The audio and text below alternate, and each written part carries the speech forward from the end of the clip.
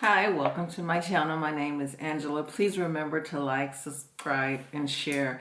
Before I get started, I want to go over my disclaimers. If you are in immediate danger, please call 911 or reach out to the domestic hotline at 800-799-SAFE, 800-799-7233. And for mental health resources, reach out to NAMI at 800-950-NAMI. 800-950-6264, and you can also text at 741-741741. With that being said, please remember to like, subscribe, and share. So today I want to talk to you about the narcissistic stare, and this is a story time. So this is something that I experienced in my last marriage. We had family that came up to visit, and it was, I was so happy my family was here, and then he was going to meet a dear family that was like a sister, that's like a sister to me. And I was just excited about that. So everything was okay. He was just a little bit different, and almost like he was nervous, and I kind of put it off because you know how sometimes when you meet new people or people that's related to your significant other, you always wonder how they're going to view you. So I kind of put it off to that, but he seemed to get comfortable over the time. And then, things were going good. Like I said, there were some weird incidents, and he's not a drinker. And my family member, she's an ex-bartender, so she can hold her own when it comes to drinking. But he's really not a drinker at all, and I don't drink as well.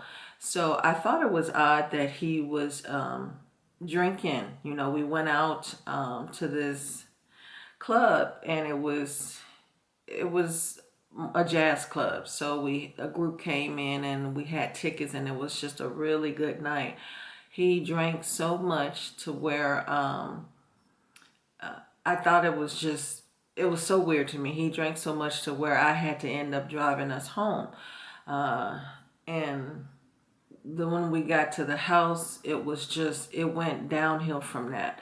So I started to sit back, and I'm just looking at, where's this behavior coming from? And so the next day after he had been drinking, he says to me, why did you let me do this? And I'm thinking to myself, you're a grown man, and I did mention to him that you may not want to drink as much, and maybe you should slow down. And he just looked at me like I was speaking a foreign language. So I didn't feel the need to explain myself, and I didn't want to argue because we had family member there. But I never forget, she left and she went home, and before she left, she said to me, if you ever need anything, or if you just ever need to talk to me about anything, make sure that you call me, because I'm always here. And I kind of thought that was odd, but then, I'm curious to why would she say that? So a few weeks go by, and I called her, and I said, why did you say that? I said, what's going on? She said, well, it's not my place to speak about your marriage, but I'm going to say what I saw. She said, I noticed that sometimes when we would all be in the room talking or whatever the case may be, he would stare at you. And she said it wasn't a stare that you could see from a spouse looking at his wife like she's the best thing since apple pie, but it was a stare of hate and disdain. And she said, almost like jealous of you the way a woman would be. And when she said that, I knew exactly what she was talking about, because there's been times when we were in the same room, living room, and all of a sudden he's sitting across from me. And you know how you can feel somebody looking at you, and then I look up and he's looking at me, and he's got this scowl on his face. He's looking like he's ready to do something, or like he's mad about something. And so I never forget one time I looked up, and he just was giving me the evil eyes, what I like to call it. And then I said, what's wrong? And then he didn't hear me, and he was just looking at me like that. And I'm thinking, how long is he going to look at me like this? So I said to him, I said, what's wrong? And then he said, oh, nothing. I said, so why are you looking at me like you hate me? And he said, why would you ever say something like this? I don't hate you. He said, I was thinking about something. And then so I made a joke. I said, what, thinking about how to get rid of me? And then he thought it was a poor joke. He got up and walked away. But I want you to be aware that a narcissistic person can't hold who they are for too long. And no matter how much you may try to overlook the signs, because this person is not putting their hands on you, and this person is taking care of home in the financial sense, but you know you're missing something because this person gives you the chills when they just sit up and stare at you. So it got to a point where I started noticing something. I'm a very light sleeper, and he used to work the swing shift, so he'll get home around 12 a.m. So I'm asleep, and sometimes I would hear him come in, and sometimes I wouldn't. But I noticed sometimes I would feel something just hovering over me, and then I woke up and I see him standing over me, or either if he's in the bed, he's looking at me, and I can feel his presence. So I asked myself, why do you do that? I said, I can feel you. I said, I'm a very light sleeper. Why do you do that? Well, I just wanted to make sure you was breathing. Now, true enough, I did have sleep apnea, so it would affect my breathing. But it was becoming to the point where he was doing it too often, and I said, well, if you're concerned, just shake me. I said, but I can feel when you're just hovering over me. I said, please don't do that, and he would come around the edge of the bed and just stand there and look at me. And so I started to monitor that, and I just told him that I didn't feel comfortable with that.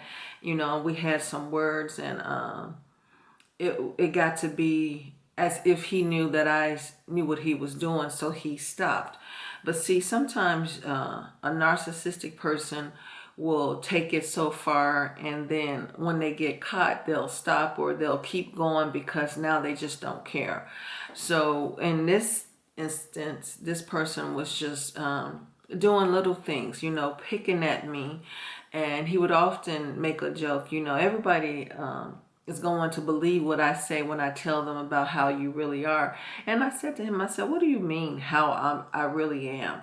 Because that bothered me. I was always true and authentic with this person, but you would say that, and then he would say, oh, never mind, I'm just joking.